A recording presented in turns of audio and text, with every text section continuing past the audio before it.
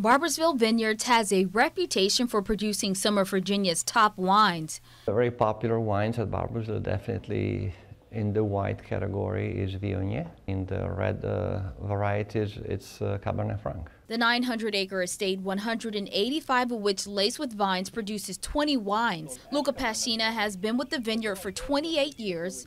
He describes the winemaking process as very complex and considers it an art which requires skilled artists. The season starts in the winter, in early January, where we have to prune every single vine, and we have about 250,000. Better wines, we do allocate more time of handwork, very specific handwork. Which means they need skilled workers willing to put in the long hours to perform strenuous manual labor required to maintain the vines. For about 20 years, Barboursville has had to turn to foreign workers because they're unable to find Americans willing to pick and prune their vines. The federal H-2A program allows agriculture employers to hire seasonal workers from different countries. I would say it would be hard to function if the program was not existing. Barboursville hires up to 16 workers a season.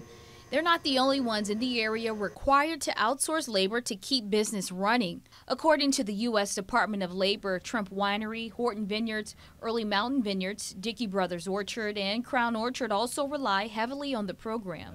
Demands for the workers have increased in Virginia, going from 2,600 workers in 2013 to over 3,400 in 2016. Agricultural jobs will be the last jobs that anybody takes because there's so many alternatives for Americans to take. Carrie Scott with Moss Labor, an agency that works with employers on labor services, says the need for foreign workers will go up around the country as the economy improves. We're filling jobs that we've attempted to fill with Americans and haven't been unable to. First, employers advertise the jobs in 3 states and with the Virginia Employment Commission system to prove there's a need for seasonal labor they're unable to find. They must also provide housing, transportation, and pay workers an hourly rate above the minimum wage. Employers do not do this program in order to save money. They do this program to stay in business. Scott says not only are the visas helping employers, but it's also keeping agriculture businesses at home in the U.S. and Americans employed.